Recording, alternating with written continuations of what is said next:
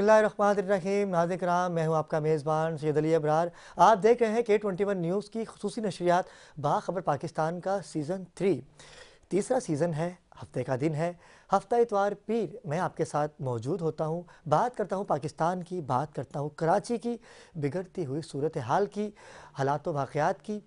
लोग कॉल्स करते हैं, हम आपकी हम आवाज़ बनते हैं, बात करते हैं हम कराची की और बात करते हैं मज़लूम आवाम की। लेकिन आज का जो टॉपिक है बड़ा अहम टॉपिक है, क्योंकि आज जो कि 30 नवंबर 2024 है, आज का दिन मंसूब है पाकिस्तान पीपल्स पार्टी के योम तासीस, क्योंकि आज वजूद में आई पीपल्स पार्टी जिसकी बुनियाद रखी शहीद जुल्फ़िकार अली भट्टो ने, और तरक्की पसंद लोगों ने मिलकर पाकिस्तान को आगे लेके जाना चाहा।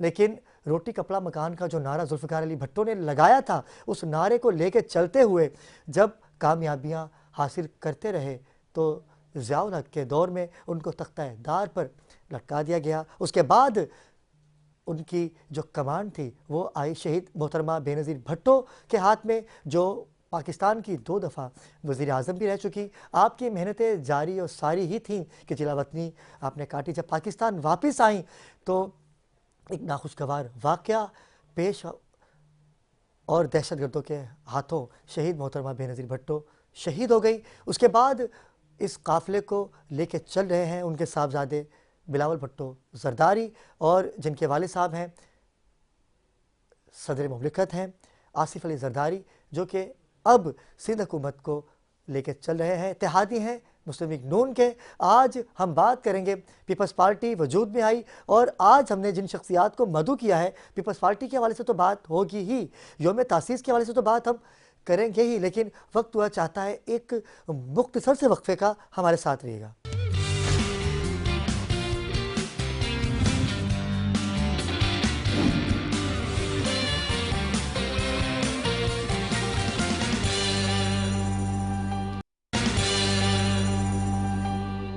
वक्फे से वापस आ चुके हैं, क्योंकि लाइव शो होता है, टाइम ऊपर नीचे हो ही जाता है, लेकिन बिना किसी तमहीद के मैं अपने मेहमान की जानिब जाऊंगा कि जो किसी तारुफ के मोहताज नहीं है। परवरदिगार ने इनको बड़ी इज़्ज़तों से नवाजा और आप दूसरी दफ़ा MPA बने, पाकिस्तान पीपल्स पार्टी से आपका ताल्लुक़ है। आपका नाम है मोहम्मद सलीम बलोच, जो कि मुआविन ख़ुसूसी हैं वज़ीर आला सिंध और मिनिस्टर हैं आप पब्लिक हेल्थ इंजीनियरिंग। आपका ताल्लुक़ पीपल्स पार्टी से है। आज जो कि योम तासीस है पीपल्स पार्टी की, तो हमने चाहा कि इनको बुलाएं और इनकी खिदमात और पाकिस्तान पीपल्स पार्टी से इनकी क्या मोहब्बतें रही हैं आप तक पहुँचाई जाएँ। अस्सलाम वालेकुम सलीम भाई। वालेकुम अस्सलाम अली इब्रार भाई, पहले तो आपका बहुत शुक्रिया कि आपने एक स्पेशल डे पे 57th योम तासीस का दिन है पाकिस्तान पीपल्स पार्टी का, उसमें आपने मुझे मदऊ किया और आपका थैंक यू। आपका शुक्रिया। इतना मसरूफ़ दिन, और आज तो जियाले हमें नज़र आएंगे, पूरे सिंध में नज़र आएंगे, बल्कि पाकिस्तान में जहाँ जहाँ पीपल्स पार्टी का वजूद है वहाँ वहाँ तकरीबात का इनेकाद होगा। और आज चेयरमैन बिलावल भुट्टो ज़रदारी भी कौम से ख़िताब करेंगे। उस पहले तो मैं इस हवाले से आपसे जानना चाहता हूँ कि पीपल्स पार्टी में आने का मकसद क्या था? और भी सियासी जमातें थीं। हाँ बिल्कुल, आपने बिल्कुल, आपका बर वक्त सवाल है और सही सवाल है। देखो अली इब्रार भाई, आज 57th एनिवर्सरी मना रहे हैं हम अपने बिल्कुल। पाकिस्तान पीपल्स पार्टी की। शहीद जुल्फ़िकार अली भुट्टो ने इस पार्टी की जो बुनियाद रखी है, आज पूरी पाकिस्तान में, गिलगित बल्तिस्तान में, KPK में, पंजाब में, बलूचिस्तान में, सिंध में, कश्मीर में, पूरी पाकिस्तान में तकरीबात हम वैसे आम तौर पर जो ये योम तासीस है ये एक जलसे की शक्ल में मनाते रहे। कभी हमने इसको लाहौर में मनाया है, कभी हमने इसको लाड़काना में मनाया है, कभी हमने इसको इस्लामाबाद में मनाया है, लेकिन ये पहला योम तासीस है जिसमें चेयरमैन साहब की डायरेक्शंस आ गए थे कि पूरी पाकिस्तान में डिस्ट्रिक्ट की सतह पे ये मनाया जाएगा। पूरी पाकिस्तान में हर डिस्ट्रिक्ट में, अच्छा। आज की दिन हर डिस्ट्रिक्ट में पाकिस्तान पीपल्स पार्टी की फाउंडेशन डेज को, योम तासीस को सेलिब्रेट किया जा रहा है। आपको हर डिस्ट्रिक्ट में आज जलसे मिलेंगे और उन जलसों में चेयरमैन साहब आज टेलीफोनिक किताब करेंगे, आपको उन तमाम उस पर लाइव दिखाया जाएगा चेयरमैन साहब का किताब।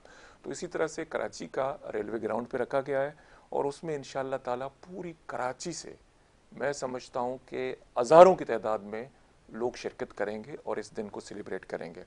जहाँ तक आपकी सवाल का ताल्लुक है कि पाकिस्तान पीपल्स पार्टी क्यों, सर पाकिस्तान पीपल्स पार्टी इसलिए कि पाकिस्तान में जितने भी पार्टियां हैं मौजूद इस वक्त, इससे माजी में बहुत सारी पार्टियां बनाई गई, टूट गई।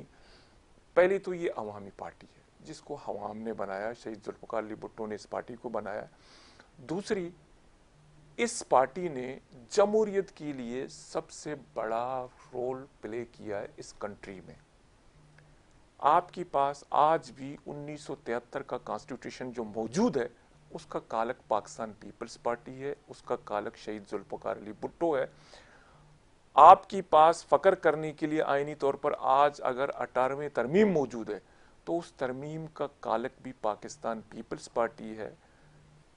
सदर आसिफ अली जरदारी साहब बैठे हुए थे। आपको पता है एक प्रैक्टिस इस मुल्क में बहुत चलता रहा बिल्कुल कि जब भी मुंतखब वजीर आजम को अवाम मुंतखब करके लाता था और एक सदर 58-2 भी इस्तेमाल करके उस मुंतखब अवाम की मुंतखब वजीर आजम को घर भेजता रहा।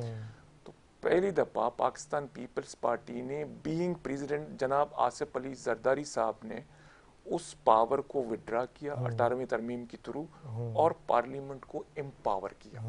अब इख्तियार टोटल पार्लियामेंट के पास हैं।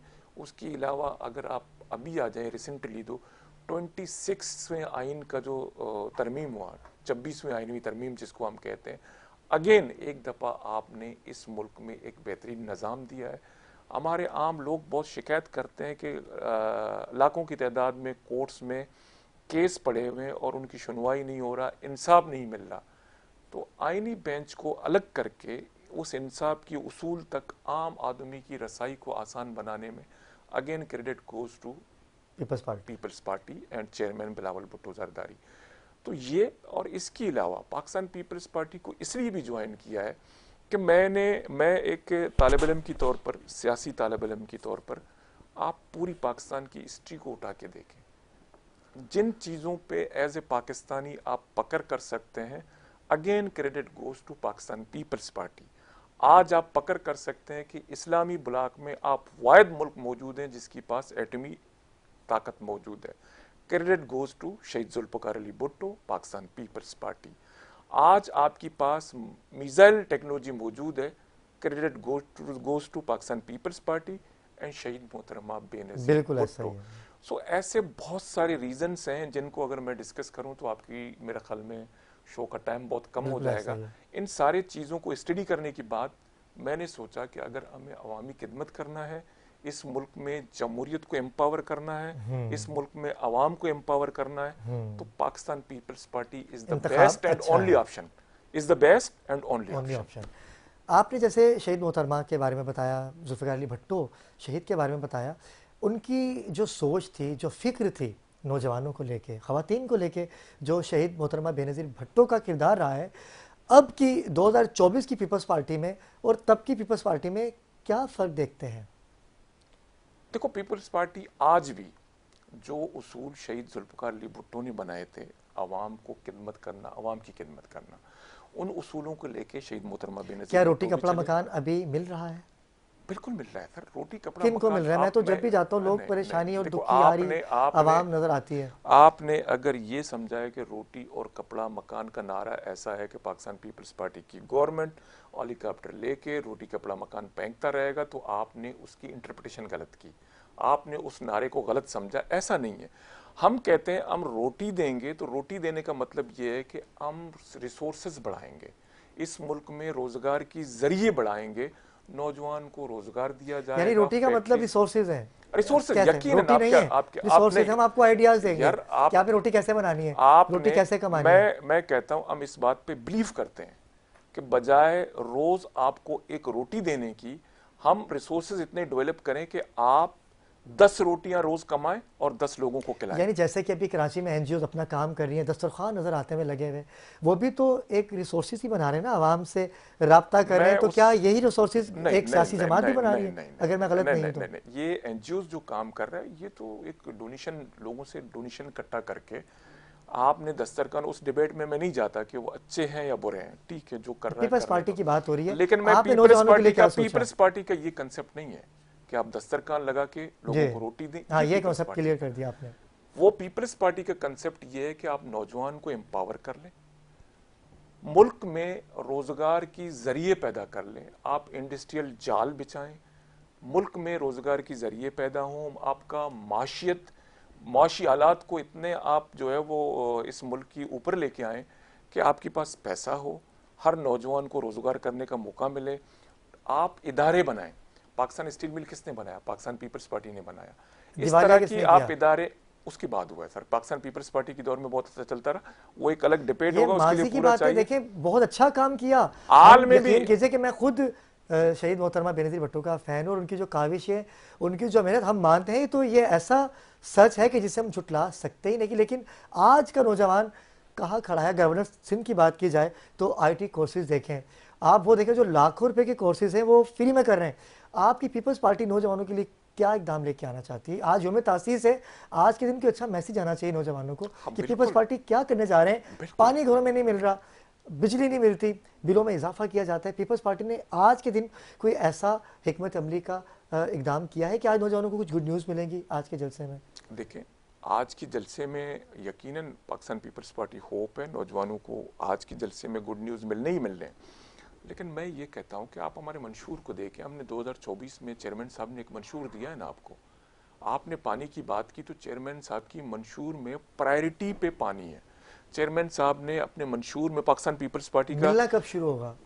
प्रायोरिटी तो है लेकिन मिलेगा कब? यार पाकिस्तान पीपल्स पार्टी इस पे काम कर रहा है, इस पे मुकम्मल तौर पर काम कर रहा है। आज भी आप जिस घर में बैठ के पानी पी रहे हैं ना, कराची की अगर हम बात कर लें, आप कराची की सतह पर आ जाएं तो आपके पास K1, K2, K3 पानी की लाइन खींजर से सोर्सेज आपके पास आ रहे पानी हैं। तो कराची में इतना है लेकिन लेकिन घरों में नहीं है, टैंकों में जा रहा है, नहीं नहीं नहीं, बिक रहा है पानी, देखिए कराची घरों में में नहीं आ रहा। सलीम अगेन भाई, अगेन मैं आपको बता दूं, देखो इस शहर की टोटल रिक्वायरमेंट जो पानी की है वो 1200 MGD गैलन पर डे है। ठीक है, आपके पास जो इस वक्त पानी आ रहा है वो इनफ नहीं है। आपको किसने बोला इनफ पानी है? आपके पास जो इस वक्त पानी आ रहा है वो आपके पास इंडस सोर्स से आपके पास जो पानी इस वक्त कराची में पहुंच रहा है 600 MGD बोलते हैं, लेकिन लीकेज वगैरह सारे निकाल के आपके पास 400 450 MGD पानी कराची में आ रहा है। अब सोर्स से आपके पास 100 MGD हम बोलते हैं कैनाल के थ्रू आ रहा है, लेकिन वो कैनाल बहुत पुराना है।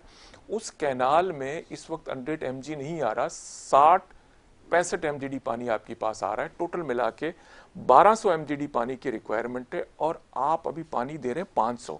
सो इनफ पानी नहीं है। टैंकर इसलिए चल रहे हैं कि कराची की टेल की एरियाज में पानी नहीं जाता, तो हर डिस्ट्रिक्ट में एक लीगल आइडेंट इसलिए लगा हुआ है, वो बड़ा ऑक्शन होके मिला है लोगों को, ताकि बाउजर के थ्रू वहां टेल तक जो पानी की कमी है नहीं पहुंच रहा, तो वहां पे पानी उन लोगों को पहुंचाया जा सके और पहुंच रहा है।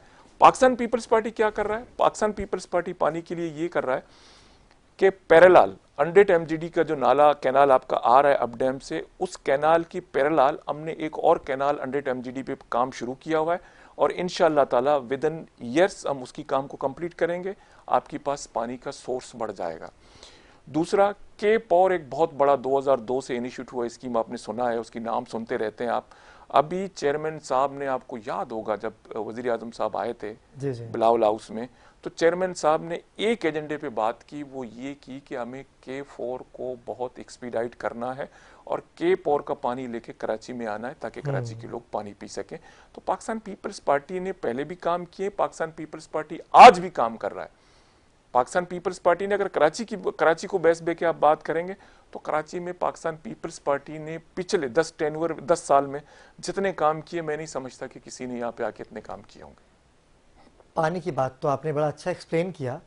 उम्मीद है, क्योंकि मेरी जब बात हुई थी साईं नासिर हुसैन शाह से भी, तो उन्होंने भी कहा था लेकिन थर पारकर में बिजली पीपल्स पार्टी के दावे हैं कि इतनी है कि हम दूसरे ममालिक में भी दे सकते हैं। कहाँ जा रही है वो बिजली? अगर बन रही है थर पार्क में तो कराची को क्यों नहीं मिल रही बिजली? आप देखें, तर पारकर में पाकिस्तान पीपल्स पार्टी ने एनर्जी की सेक्टर में बहुत अच्छा काम किया। सोलर की बात हो रही थी, सोलर भी अभी तक आप देखने को नहीं मिल पहले रही। आप तरपारकर की जो कोल रिसोर्सेज है उसकी बात मुझे कंप्लीट करने दें। तरपारकर में हम कहते हैं ना एम्पावरमेंट की बात जी करते जी जी जी, हैं, रोटी मकान की बात करते हैं, मैं उस पर आता हूँ। तरपारकर में कोल प्लांट लगाया है, पाकिस्तान पीपल्स पार्टी का विजन है, चेयरमैन साहब उसको खुद देख रहे हैं। उस कोल प्लांट से हम इस वक्त नेशनल ग्रिड को बिजली बेच रहे हैं, सिंध बेच रहा है बिल्कुल उसको, ऐसा ही है। नेशनल ग्रिड में अब बिजली दे रहे हैं। लेकिन वहां पे आप तरपारकर में देखें, एक इनकलाब आ गया, एक रिवोल्यूशन आ गया। तरपारकर में आप जाएंगे, मैं रिसोर्सेज की अगेन बात जो मैंने पहले की उसको मैं आपको बताऊं, तरपारकर में आज आपके पास जो डंपर उस कोल में काम करते हैं, जो ट्रक उस कोल में काम करते हैं, तारीख में पहली दफा सिंध की माएँ और बहनें यानी औरत उस ट्रक को चला रहा है। इसको बोलते हैं वुमेन एम्पावरमेंट। पाकिस्तान पीपल्स पार्टी ने वुमेन एम्पावर, इसको रोजगार बोलते हैं जो पाकिस्तान पीपल्स पार्टी देता अच्छी है। बात है। अगर आप कहते हैं कि हम दस्तरखान बिछा के दें, तो वो पाकिस्तान पीपल्स पार्टी का मोटो नहीं है। पाकिस्तान पीपल्स पार्टी रिसोर्स देता, रोजगार देता, जैसे तरपारकर के लोगों को दिया हुआ है। और वहां पे आप देखें, आप तरपारकर से जाके पूछें, तरपारकर जैसे जिसको हम पूरी सिंध में सबसे बैकवर्ड डिस्ट्रिक्ट जानते हैं, आप जाके इंटरनल रोडें वहां पे देखें जो पाकिस्तान पीपल्स पार्टी ने बनाई है। आप गए तरपारकर कभी? नहीं, मैं कभी नहीं गया। मैं आपको दावत देता हूं, आप मेरे साथ, मेरा वैसे डिपार्टमेंटल एक विजिट होगा तरपारकर में, आप मेरे साथ जाएं, मैं बिल्कुल जाऊंगा। आपको मजा आएगा, आप एंजॉय करेंगे उन रोडों को जो बने हुए हैं। तो ये चीजें लेकिन मैंने तरपारकर की रोड नहीं देखे, कराची की रोड देखे। जब मैं मलीर का रुख करता हूँ तो वहाँ पर भी देखने को मिलती हैं परेशानियाँ। मुर्गी खाने के पुल की बात अगर की जाए, एक अजीब व गरीब सी कैफियत नज़र आती है। दूसरी बात यह है कि अगर हम पंजाब हुकूमत की बात करें, वहाँ की वज़ीर आला पंजाब मरीम नवाज़ जो हैं, उन्होंने 75 करोड़ रुपए का आवाम को रिलीफ दिया बिजली में। तो क्या सिंध हुकूमत सिंध की आवाम को ऐसा कोई रिलीफ नहीं दे सकती बिजली में मुस्तकबिल में, या आज कोई ऐसा? 75 करोड़ का सीएम पंजाब साहिबा ने आवाम को रिलीफ दिया। ये देखो, मैं अगेन कहता हूं कि आप एक ऐसा मुल्क हैं जहां पे दुनिया से आप लोन लेके आते हैं इस मुल्क की मैशियत को चलाने के लिए, और यहां आप आके उसको इसी तरह फ्री बांटें, 2 महीने 3 महीने की आप रिलीफ दे दें आवाम को। ये सस्टेनेबल रिलीफ नहीं है। यानी उनके अपने पैसे पाकिस्तान पीपल्स पार्टी डिपेंड कर, पाकिस्तान पीपल्स पार्टी का जो मोटो है, जो हमारा मंशूर है, वो ये, आप सस्टेनेबल डेवलपमेंट दें लोगों को, सस्टेनेबल सॉल्यूशन दे दें जो लॉन्ग टर्म चले। मैंने अब पानी की जैसे आपको बोला, आपने सिंध में पाकिस्तान पीपल्स पार्टी ने हेल्थ की हवाले से, मैं दावे से कहता हूं, जितना काम इस सूबे ने किया है किसी और सूबे ने नहीं किया।